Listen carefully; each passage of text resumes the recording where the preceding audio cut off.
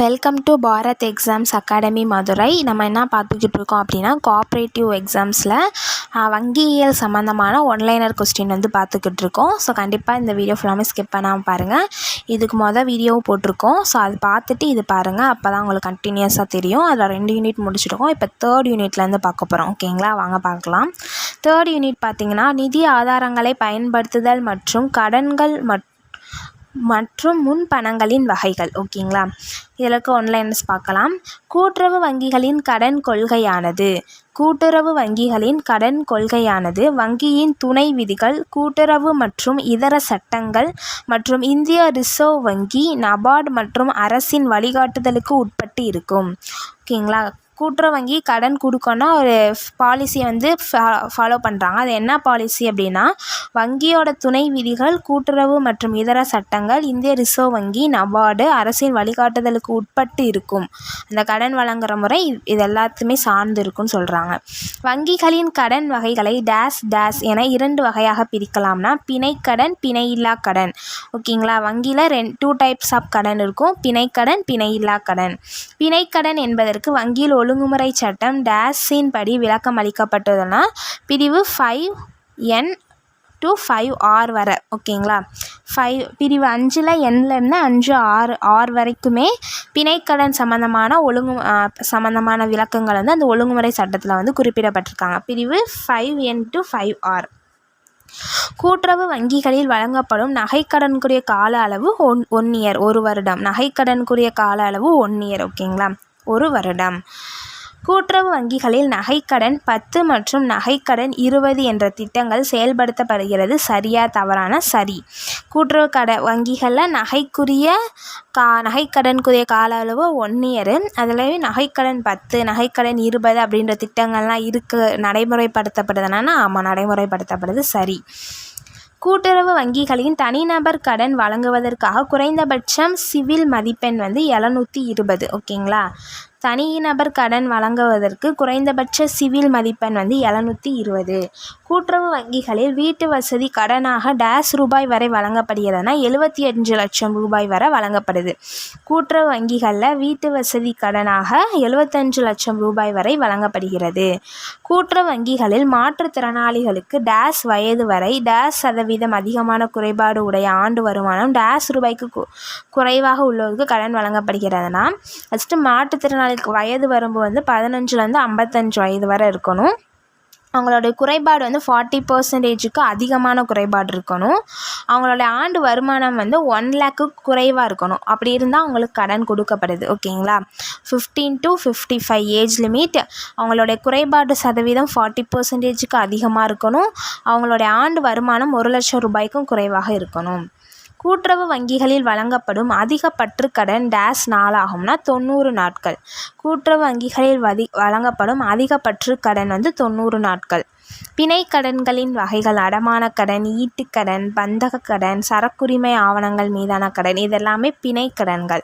பிணை கடன்களின் அளவு பிணையமாக தரப்படும் சொத்தின் சந்தை மதிப்பில் டேஸ் அளவத்திற்கு மிகாமல் இருக்க வேண்டும்னா 70%க்கு அதிகமாக. அதாவது பிணை கடன்றது நம்ம ஏதாவது ஒன்று கொடுத்து கடன் வாங்குறது, ஏதாவது ஒன்று ப்ராப்பர்ட்டியோ ஏதோ ஒரு பொருளோ நகையோ ஏதோ ஒன்று கொடுத்து நம்ம கடன் வாங்குறது தான் பிணை கடன் சொல்கிறாங்க. அப்போ நம்ம கொடுக்குற அந்த சொத்தோட சந்தை மதிப்பு 75%க்கு சதவீதத்திற்கு மிகாமல் இருக்கணும்னு சொல்கிறாங்க.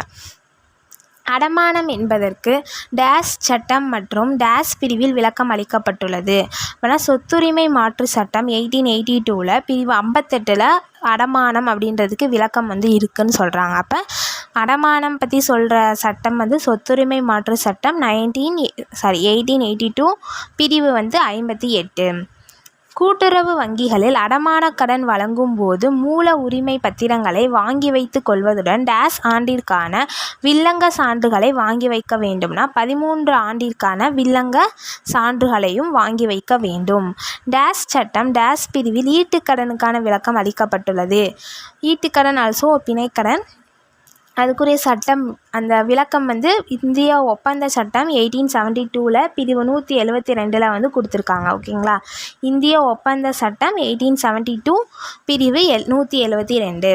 ஈட்டுக்கடன் பெற உண்மையான உரிமையாளராக இருக்க வேண்டும் என்ற அவசியம் இல்லை. உண்மையான உரிமையாளரான இசைவினை பெற்று ஈட்டுக்கடன் பெற முடியும் அப்படின்றது சரிதான். ஓகேங்களா, உண்மையான உரிமையாளராக தான் இருக்கணும்னு சொல்ல தேவையில்லை. ஆனால் அந்த உண்மையான உரிமையாளரான இசைவு அதுக்குரிய ஒப்புதல் ஓகேங்களா பெற்று ஈட்டுக்கடன் வந்து பெற முடியும் அப்படின்றது சரியான ஒரு விளக்கம். டேஸ் அட்டை திட்டம் என்பதை கிசான் கடன் அட்டை திட்டம் சொல்கிறோன்னா விவசாயிகளோட கடன் அட்டை திட்டம் தான். ஓகேங்களா, உழவர் அட்டைன்னு சொல்லி வச்சுருப்போங்க எல்லாருமே. ஸோ பேரண்ட்ஸ்னால் கேட்டால் தெரியும். அதை தான் வந்து விவசாய கடன் அட்டை திட்டம் அப்படின்னு சொல்லுவாங்க. கிசான் கடன் அட்டை திட்டம் KCCன்னு சொல்லுவாங்க. ஓகேங்களா, கிசான் கடன். ஓகேங்களா, கிசான் கிரெடிட் கார்டு போல். தமிழ்நாட்டில் உள்ள மொத்த சர்க்கரை ஆலைகள் பார்த்திங்கன்னா 36 கூட்டுறவில் இருக்குது, 16 பொதுத்துறை. மொத்தம் 36, அதில் கூட்டுறவு 16, பொதுத்துறை 2, தனியார் துறை வந்து 18. மொத்தம் 36 சர்க்கரை ஆலைகள் இருக்குது. கூட்டுறவு சர்க்கரை ஆலை வந்து 16, பொதுத்துறை சார்ந்தது 2, தனியார் துறை வந்து 18. 18 கூட வச்சுக்கோங்க. விவசாயிகள் பயிர்க்கடன்களுக்கு டேஸ் திட்டத்தின்படி பயிர் காப்பீடு செய்ய வேண்டும்னா பிரதம மந்திரி பசல் பீமா யோஜனா அந்த திட்டத்தின்படி விவசாய பயிர்க்கடன்களுக்கு பயிர் காப்பீடு செய்யப்படணும். பிரதம மந்திரி பசல் பீமா யோஜனா. ஓகேங்களா, விவசாயிகளுக்கு நவீன கடன் வழங்கும் முறையாக டேஸ் திட்டம் உள்ளதுன்னா ரூபே கிசான் கடன் அட்டை அப்படின்றது இப்போ கரண்ட்டில் நவீன கடன் அட்டையாக எது இருக்குன்னா ரூபே கிசான் கடன் அட்டை. ரூபே கிசான் கடன் அட்டையில் தொழில்நுட்பத்தினை டேஸ் கழகம் உருவாக்கிதான் இந்திய தேசிய செலுத்துதல் national payment corporation of India. அதுதான் இந்த ரூபே கிசான் அட்டைக்குரிய தொழில்நுட்பத்தினை வந்து உருவாக்கியிருக்கு இந்திய தேசிய செலுத்துதல் கழகம். ஓகேங்களா, மகளிர் சுய உதவிக்குழுவை ஏற்படுத்த டேஸ் பெண்கள் சேர்ந்து உருவாக்கலாம்னா 12லேருந்து 20 பெண்கள். மகளிர் சுய உதவிக்குழு அப்படின்ற ஒன்று நீங்கள் ஸ்டார்ட் பண்ணணும்னா எத்தனை கேர்ள்ஸ் வந்து அதில் கோஆப்ரேட்டிவாக இருக்கணும் அப்படிங்கிறத 12லேருந்து 20 பெண்கள் வந்து சேர்ந்து உருவாக்கலாம். மகளிர் சுய உதவிக்குழுக்கள் தமிழ்நாட்டில் எப்போது தொடங்கப்பட்டது அப்படின்னு பார்த்தீங்கன்னா தருமபுரியில் 1989 தான் தொடங்கப்பட்டது. ஓகேங்களா, மகளிர் சுய உதவிக்குழு. இது நிறைய பேர் ஆக்சுவலாக கமெண்ட்ஸில் கேட்டிருந்தீங்க யாரோ மகளிர் சுய உதவிக்குழு வந்து எப்போ எந்த ஊரில் ஸ்டார்ட் பண்ணாங்க அப்படின்ற மாதிரி. ஸோ ஒரிஜினல் ஆன்சர் தருமபுரி தான். தருமபுரியில் தான் 1989 வந்து ஸ்டார்ட் பண்ணியிருப்பாங்க. ஓகேங்களா, தமிழ்நாட்டில் ஃபஸ்ட்டு தருமபுரி. மாற்றுத்திறனாளிகள் மற்றும் பழங்குடியினர் பகுதிகள் உருவாக்கப்படும் மகளிர் சுய உதவிக்குழுவில் டேஸ் நபர்கள் போதுமானதுன்னா 5 நபர்கள் போதுமானது. மாற்றுத்திறனாளிகள் மற்றும் பழங்குடியினர் பகுதிகளில் உருவாக்கப்படும் மகளிர் சுய உதவிக்குழுவில் டேஸ் நபர்கள் போதுமானதுன்னா 5 மெம்பர்ஸ் வந்து போதுமானது. மகளிர் சுய உதவிக்குழுக்களுக்கு அதிகபட்சம் டேஸ் லட்சம் வரை கடன் வழங்கப்படுகிறதுனா 20 லட்சம் வரை. ஓகேங்களா, ஒரு 20 பேர் சேர்றீங்கன்னா ஒரு குழு உருவாக்கி நம்ம எவ்வளோ கடன் வாங்கலாம், 20 லட்சம் வரைக்கும் கடன் வாங்கலாம்னு சொல்கிறாங்க. ஓகேங்களா,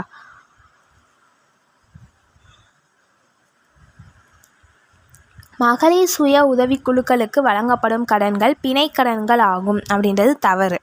பிணைக்கடனை நான் சொன்னேன் ஏதாவது ஒன்று கொடுத்து நம்ம கடன் வாங்கினா தான் பிணைக்கடன். அப்போ சுய உதவிக்குழுக்கள்ன்றப்போ நம்ம கொடுக்கறதுக்கு ஒரு இதுவுமே நம்மகிட்ட இருக்காது. ஓகேங்களா, அப்போ வந்து சுய உதவிக்குழுக்களுக்கு வழங்கப்படும் கடன் வந்து பிணைக்கடன் வந்து கிடையாது. கூட்டு பொறுப்பு குழு என்பது எளிதில் கடன் பெற இயலாத குத்தகை விவசாயிகள் மற்றும் நில ஆவணம் அற்ற சிறு குறு விவசாயிகள் போன்றவர் சேர்ந்து அமைக்கப்படும் நிறுவனம் ஆகும் அப்படின்றது சரியான கண்டென்ட் தான். ஓகேங்களா, கூட்டு பொறுப்பு குழுன்றது எளிதில் கடன் பெற இயலாத குத்தகை விவசாயிகள் நில ஆவணமற்ற சிறு குறு விவசாயிகள்லாம் சேர்ந்து உருவாக்கப்படுற ஒரு நிறுவனம்னா கூட்டு பொறுப்பு குழு இது அப்படின்றது சரிதான். விவசாயிகளின் கூட்டு பொறுப்பு குழுவில் ஒரு விவசாய குடும்பத்திலிருந்து டேஸ் நபர் மட்டும் உறுப்பினர் ஆகலாம்னா ஒரு நபர் மட்டும் உறுப்பினராக இருக்கலாம். ஒரு விவசாய குடும்பத்திலேருந்து ஒரு நபர் தான் இந்த கூட்டு பொறுப்பு குழுவில் உறுப்பினராக இருக்க முடியும். கூட்டு பொறுப்பு குழுவில் குழு உறுப்பினர்கள் மற்றும் குழுவினர் வாங்கும் கடனுக்கு தனித்தனியாகவும் கூட்டாகவும் பொறுப்புடையவர்கள் ஆவார்கள். அதாவது குழு உறுப்பினர்களும் குழுவினரும் வாங்கும் கடனுக்கு தனித்தனியாகவோ கூட்டாகவோ பொறுப்புடையவர்கள் ஆவார்கள் என்பது சரிதான். ஓகேங்களா, அவங்க தான் கண்டிப்பாக பொறுப்பு.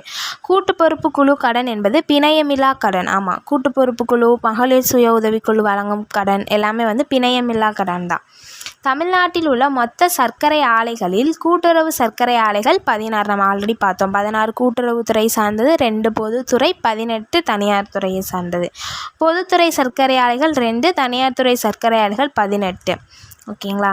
அடுத்து எம்எஸ்எம்இ, அதாவது micro small and medium enterprise. கடன் டேஸ் நிறுவனங்களுக்கு வழங்கப்படுகிறதுனா சிறு குறு நடுத்தர நிறுவனங்களுக்கு இந்த எம்எஸ்எம்இலேருந்து கடன் வழங்குறாங்க. எம்எஸ்எம்இன்றது மைக்ரோ ஸ்மால் அண்டு மீடியம், சிறு குறு நடுத்தர என்டர்பிரைஸ்னால் நிறுவனங்கள், அவங்களுக்கு கடன் வழங்கப்படுறது சிறு குறு நடுத்தர நிறுவனங்களுக்கு வழங்கப்படுகிறது கடன்.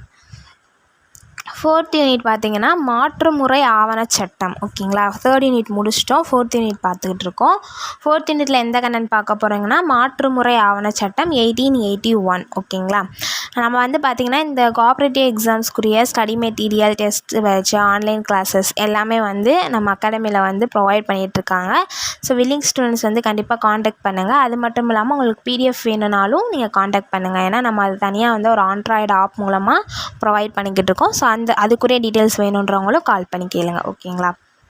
சரி, 4th யூனிட்டில் ஃபஸ்ட் கொஸ்டின், மாற்றுமுறை ஆவணங்களில் 3 முக்கிய ஆவணங்கள் வந்து உறுதிமொழி பத்திரம், மாற்றுச்சீட்டு, காசோலை. மாற்றுமுறை ஆவணங்களில் இருக்கக்கூடிய 3 முக்கிய ஆவணங்கள் என்னது? உறுதிமொழி பத்திரம், மாற்றுச்சீட்டு, காசோலை. இது 3மே வந்து முக்கிய ஆவணங்கள். கீழ்காணும் மாற்றுமுறை ஆவணங்களுக்கான விளக்கம் மாற்றுமுறை ஆவண சட்டத்தில் எந்த பிரிவுகளில் தெரிவிக்கப்பட்டுள்ளது? இப்போ உறுதிமொழி பத்திரம் வேணுன்றது பிரிவு 4 சொல்லியிருக்காங்க. மாற்றுச்சீட்டுன்றதை பிரிவு 5, காசோலைன்றதை பிரிவு 6, கேட்பு வரைவோலைன்றதை பிரிவு 7, கொண்டிருப்பவர் பிரிவு 8, உரிய முறை ஆவணத்தை கொண்டு இருப்பவர் அப்படின்றது பிரிவு 9, மேலெழுதுதல் பிரிவு 15, மேலெழுதலின் வகைகள் பிரிவு 16. ஸோ எல்லாமே வந்து ரொம்ப முக்கியமான கண்டென்ட்டு, ஆவணங்கள். அதை பற்றி சொல்லியிருக்கக்கூடிய பிரிவுகளும் இதில் இருக்குது, நோட் பண்ணிக்கோங்க. காசோலையில் பொது கீறல் என்பது டேஸ் பிரிவிலும் சிறப்பு கீறல் என்பது டேஸ் பிரிவிலும் விளக்கம் அளிக்கப்பட்டுள்ளது அப்படின்னா ரெண்டுமே வந்து பிரிவு 123 அதில் வந்து விளக்கம் அளிக்கப்பட்டிருக்கு. 123, 124. ஓகேங்களா. பொது கீறல் 123, சிறப்பு கீறல் பிரிவு 124. காசோலை வழங்கப்பட்ட 3 மாதங்களுக்குள் மாற்ற வேண்டும். 3 மாதத்திற்கு பின் அந்த காசோலை காலாவதி ஆகிவிடுகிறது அப்படின்றது சரி. ஒரு செக் வாங்கினோங்கன்னா 13 டேஸ்க்குள்ளே நம்ம 3 மந்த்ஸ்க்குள்ளே என்ன பண்ணிடணும்? 3 மாதங்கள் 3 மந்த்ஸ்க்குள்ளே அந்த செக்கை நம்ம கேஷாவோ இல்லை நம்ம அக்கௌண்ட்டுக்கோ மாற்றிடணும். அப்படி மாற்றலைன்னா அந்த செக் வந்து என்ன பண்ணி வரும்? காலாவதி செல்லாமல் போயிடும்னு சொல்கிறாங்க. ஓகேங்களா. காசோலையில் குறிப்பிட்டுள்ள தொகை எழுத்தாலும் எண்ணாலும் மாறுபட்டதாக இருந்தால் எழுத்தால் உள்ள தொகையே செலுத்தப்பட வேண்டிய தொகையாகும். எழுத்தால் வரையப்பட்டதிலிருந்து எண்ணால் வரையப்பட்ட எண் மாறி இருந்தால் இவ்விரண்டில் எது குறைவாக உள்ளதோ அவற்றை வங்கியர் செலுத்தலாம். சரியா தவறா? சரி. இப்போ செக்கில் வந்து நமக்கு அதாவது இப்போ 1 லேக்குனா 1 லேக் ருபீஸ் அப்படின்னு நம்ம ரிட்டர்னில் எழுதுவோம். 1 லேக் அப்படின்னு சொல்லி நம்பர்ஸ்லேயே கொடுத்துருப்போம். இப்போ ஒரு வேளை நம்பரில் எழுதுனது இப்போ 10 லேக்குன்னு இருக்குது, ஆனால் ரிட்டர்னில் இருக்கிறது 1 லேக் அப்படின்னா அவங்க ரிட்டர்னில் இருக்கிறத தான் ஃபாலோ பண்ணுவாங்க. அப்படி இல்லைனாலும் இது 2ல் எந்த அமௌண்ட்டு கம்மியோ, இப்போ ரிட்டர்னில் எழுதியிருக்கிறது கம்மியாக இல்லை அந்த நம்பர்ஸில் எழுதியிருக்கிறது கம்மியான்னு பார்ப்பாங்க. எது கம்மியோ அந்த செக் வந்து அந்த அமௌண்ட்டை வந்து வங்கிகள் வந்து ப்ரொவைட் பண்ணலாம் அப்படின்றது சரிதான். தேதியிலா காசோலையை வங்கியர் கட்டாயம் மதிக்க வேண்டும் என்ற கடமை எதுவும் வங்கியருக்கு இல்லை. ஆமாம், தேதியிலா காசோலையை நான் கண்டிப்பாக வங்கியில் இருக்கிறவங்க அதை பார்த்து வாங்கி கொடுக்கணுன்ற அவசியம் வந்து கிடையாது. தேதி போட்டிருக்கணும் கண்டிப்பாக. ஓகேங்களா. ஸோ அது சரிதான். அந்த வங்கியருக்கு அந்த மாதிரி கடமை வந்து எதுவும் கிடையாது. மாற்றுமுறை ஆவண சட்டத்தின் டேஸ் பிரிவின்படி உத்தரவு காசோலை பொறுத்தவரை செலுத்தும் வங்கியருக்கு பாதுகாப்பு அளிக்கிறது. எந்த பிரிவுனா பிரிவு 85. பிரிவு 85 படி உத்தரவு காசோலை பொறுத்தவரை செலுத்தும் வங்கியருக்கு பாதுகாப்பு அளிக்கிறது.